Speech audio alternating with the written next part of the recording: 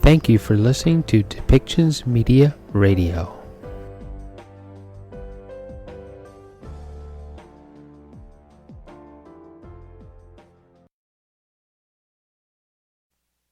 BC. For today's briefing, we'll have updates from Todd Nessman, Manager of Fire Operations with the BC Wildfire Service, Peter Brock, Executive Director of Regional Operations with Emergency Management BC, and Don Roberts with the BC RCMP. A reminder to media on the line, please press *1 to enter the queue. You will be limited to one question and one follow-up today. With that, I'll turn it over to Todd Nessman, Manager of Fire Operations with the BC Wildfire Service. Todd, please go ahead. Good afternoon. I'm calling from the traditional territory of the Tecumseh-Secwepemc. Happy to be here giving the update for BC Wildfire Service this afternoon. BC Wildfire has remained busy with 246 active wildfires. To date, we've had 1,545 fires. The past week, we've seen a decrease in activity with averaging between 4 to 6 fires a day, which has been beneficial to us. We've had 863,000 hectares burned to date. We're trending the right direction in terms of our fires of note. We're down to 24 fires of note for the season, which is a positive that we're happy to see. One thing I'm happy to report is we haven't had any significant growth over this last period since our last update call on Thursday. We're starting to see some alerts and orders become to drop, and we're making some excellent progress on a lot of our large fires and complexes. And we'll continue to see some of the downsizing of several of the key assets we have with helicopters, air tankers, and structure protection. And that's just an indication that things are progressing well on fires. So in terms of the outlook, we're feeling reasonably confident moving into the end of August. We're starting to see some of the effects of fall come in to help us. And really what we've seen is more fall-like patterns than traditionally say August-like weather patterns, which has been very helpful for us in our operations. So we've had cooler overnight. We've had shorter burning windows, increased RHs and lower temps. This has really helped us out. Moving ahead, Tuesday, Wednesday, we're going to see a slight blip and have a little bit of a drying pattern where temperatures will increase slightly. We'll be back to almost seasonal temperatures in 24 to 27 in the south, which is still be helpful for us. We're making good progress. And then beyond that, we're going to be into a pattern where we're going to see troughs and ridge and trough that really will produce sort of an unstable weather environment, which will be helpful for us and will be beneficial to our folks. So in terms of the next 7 to 10 days, we don't really see any significant heating coming into effect, which again is beneficial, and that will result in lower fire behavior. That being said, we still have a couple pockets around the province where haven't received significant precip.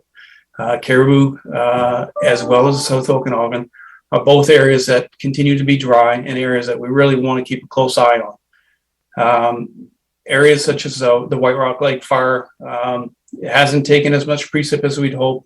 We're monitoring that closely, and the incident management team on site has a good plan in effect.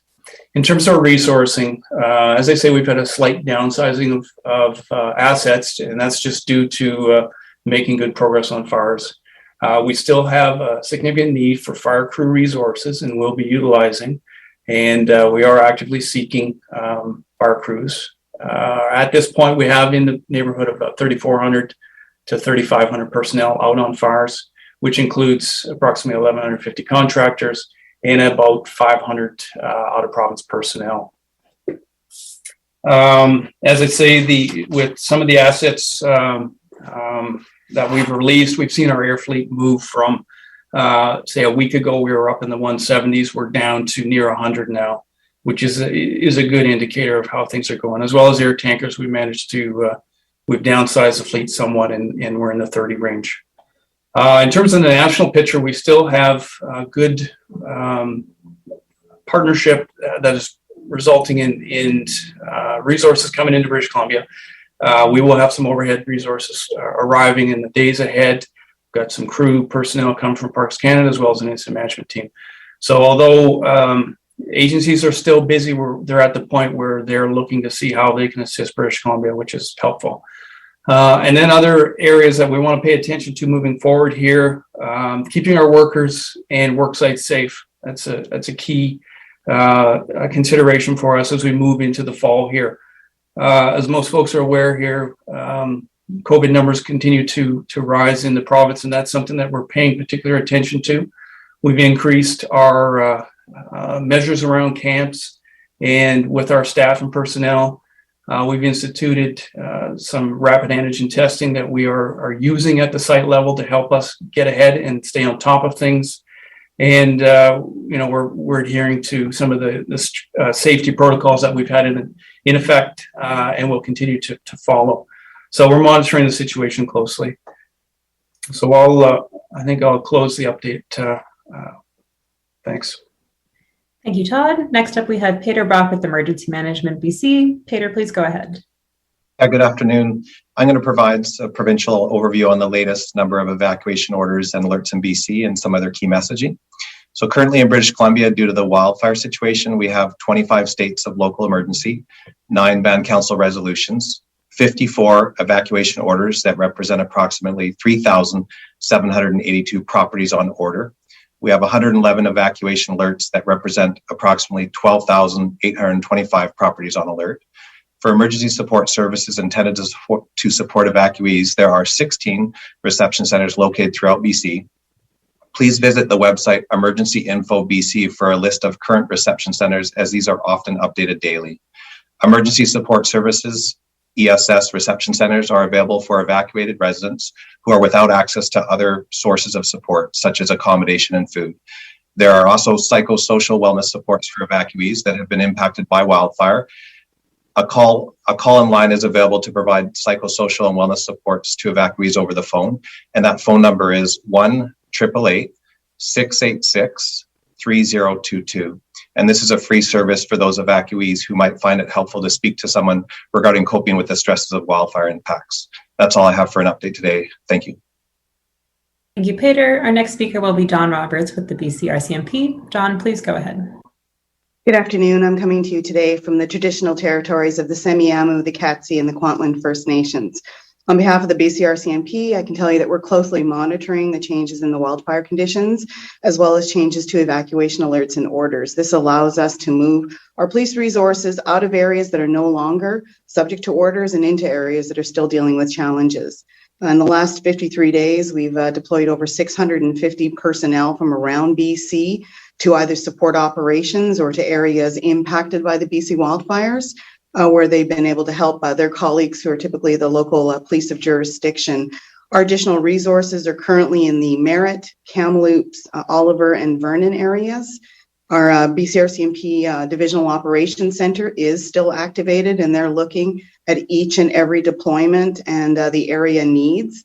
And then they will continue to shift and move the resources in and out of areas as necessary, as also identifying the areas or personnel that may be needed to be placed on standby.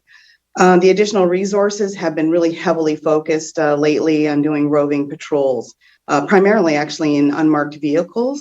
So those patrols are actually proving quite successful. We had one situation where we checked a vehicle and its passengers that were not to be in the area and weren't even from the area. And a subsequent search actually did locate break-in tools. And then we had another check in a different area where we located an individual, and officers were able to determine that that individual was actually in breach of conditions for an arson investigation. And so that individual was arrested. So these patrols are working, and they're having an effect in preventing crimes with regards to anything that's going on.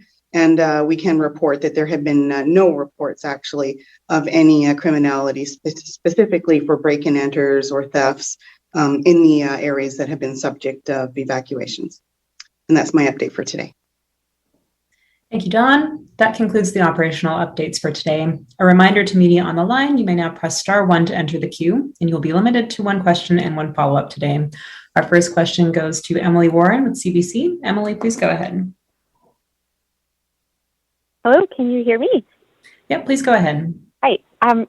Okay, great. Thank you. Hi, yes. Thank you for this update today.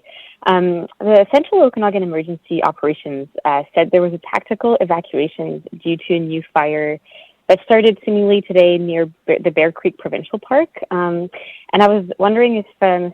Nessman, you could tell us, whether it's threatening any homes, kind of how bad it is, and when and how it started. Yeah, unfortunately, I was just briefed on that just before I walked in. I don't have a lot of details I can offer you. All I was told was there was a new fire on West Side Road. So unfortunately, I can't provide you an update at this time. Emily, do you have a follow-up? Okay, thank you. No, thank you. Sorry. Our next question is from Marcella Bernardo with News 1130. Marcella, please go ahead. Hi, everyone. This is a question for Todd Nessman. You mentioned that one of the concerns that you have is trying to stop the spread of COVID. So are you able to provide an update on how many firefighters on the ground may have already been exposed to it, or if anybody's tested positive so far, and what efforts are being made to try to keep everybody safe? In terms of how many have been tested, we've been doing quite a rigorous testing program with this rapid antigen testing. In terms of number of impacted, we do have several that have come back with positive tests. So we are working with Interior Health and taking all the necessary steps and precautions around that. In terms of mitigation, we continue to follow the guidance that we've received from not only the Public Health Office, but also our provincial government and the CDC, just around any steps we can take to mitigate and manage the situation. It's something that we're very cautious with, and we want to make sure that our incidents manage and mitigate situations around COVID. And with our incident management teams, it's definitely top of mind with them, having folks in our camps that we want to make sure that we're adhering to and following all the safety guidance that's been provided. And we want to have a safe work environment, like I've said earlier. Marcella, do you have a follow-up? Would you happen to have an update on the White Rock Lake fire, and as far as what guards are being built up on that, and how close are we to telling people that it's under control? I can give you a little bit of an update on that. I don't have necessarily all the operational details on what's going on, and I don't want to step into that space. I will say they're making excellent progress on the western flank. The IC this morning was speaking very optimistically around the western side of the fire. The eastern side, they're still occupied trying to solidify that front, and I think they're talking about some ignition operations, which I think have been mentioned, just to solidify that. So I think that is the plan for tomorrow to try and tackle that eastern flank of the fire and just solidify and get a good hold on it there. So I don't have a great deal more information on that fire itself. I'd suggest reaching out to the incident specific and talking with their information officer. Our next question is from Colton Davies, Radio NL. Colton, please go ahead. Thanks for doing this.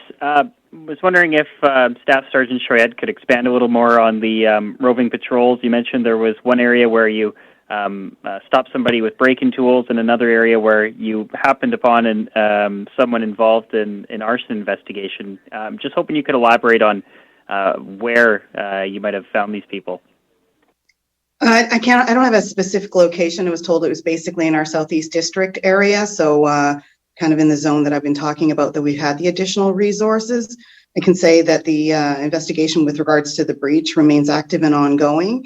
And we wanted to just highlight that this is an example of some of the things that we are finding. We are checking everyone that that is in an area that is subject of an evacuation order. We are stopping them. We are talking to them. They may be stopped multiple times, actually, as they come across our patrols. But I just wanted to highlight some of the examples that we're seeing as we're continuing to work in those communities. Colton, do you have a follow-up? Yes, please. With I know firefighting personnel, I don't know how many, and maybe the wildfire service can say, the firefighter personnel from Mexico are here till September 9th. I know you mentioned the aircraft and being a bit reduced with, I suppose, less fire activity. Can you just talk about what out-of-province resources we still have and how long those resources are here for Again, I'm not sure if there are others past those personnel from Mexico. Absolutely, sure. Yeah, we do have a number of resources from across Canada as well as Australia and Mexico who are in helping us. The Australian resources we have, they're finished their 2 tours, which is a 14-day tour, wraps up this Sunday. I believe they'll be flying home. So they're almost concluded their tour with us. The Mexicans go into early September. We have 153 from Quebec who are here supporting. We probably have in the neighborhood of 45 from the Yukon. And in terms of Parks Canada, we probably have in the neighborhood of close to 45 to 50 personnel as well. So a pretty good representation from some of our CIFC partners as well as our international partners. Our next question comes from Brenna Owens with CP. Brenna, please go ahead. Yeah, hi. Thank you very much. Appreciate the update. I was just wondering if perhaps Todd could go a little bit further ahead into the forecast for, the last kind of, I guess, maybe 10 days or so of the month and heading into the Labor Day weekend in terms of the conditions that are projected and what that is going to mean for fire activity. You bet.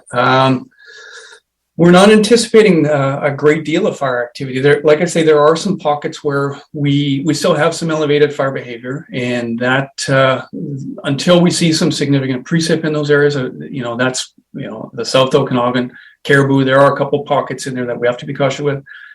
In terms of that 10-day outlook, really, we're going to be into a series of fall-like patterns where we will see some of the lows coming into the province, and we'll be in a period of a trough moving through, followed by a high system. With the high, we're not going to see elevated temperatures like we will be lucky to see in the mid-20s, which it will dry out the fuels, but we're not going to see a significant rebound to sort of where we were weeks ago.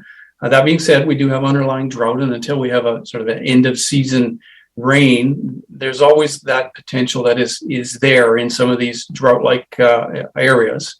But all the signs are sort of pointing towards a fairly stable environment where we're not going to see sort of that elevated fire behavior conditions that we were quite concerned with, and we experienced not that long ago, even a week ago. So all things considered, we're trending the right way. Brenna, do you have a follow-up? Sure. I mean, given that, I know you want to be extra cautious, and you've mentioned pockets and drought, but I do wonder what that outlook means for some of the areas that are still under evacuation order and what you'd need to see at some of those big fires to allow people back home. Yeah, in a lot of those large fires, we're going to look for solid containment around them. And the White Rock Lake's a good example where we want to have solid containment lines around it and a lack of growth. And we're starting to see not a great deal of growth on some of our other fires, and we have good containment lines around them. That's when we'll start to see some of the orders and alerts come off, and that's coming from the local governments where they're making that decision based off our recommendations. Some of the larger ones, we're going to have a presence on them for a number of weeks to come. It's not to say that we're done by any means here. And as you're probably well aware, some of these fires have been going on since July 1st, and likely will be we will be maintaining a presence for weeks to come. So we're not out of it yet. But again, we're looking for those solid containment lines where the personnel on the fires have a good amount of confidence that they can make that recommendation to local government to rescind some of these alerts and orders. That concludes today's information update. Our next scheduled update is set for Thursday afternoon at 2 p.m. Thanks everyone for joining.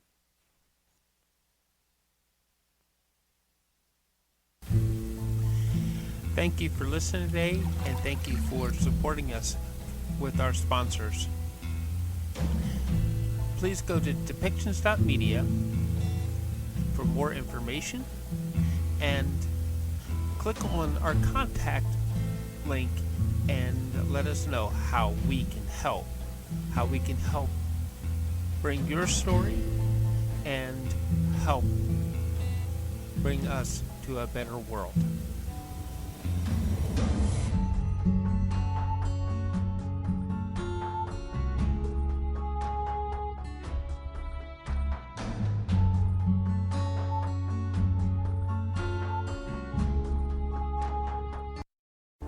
This show has been produced by Depictions Media.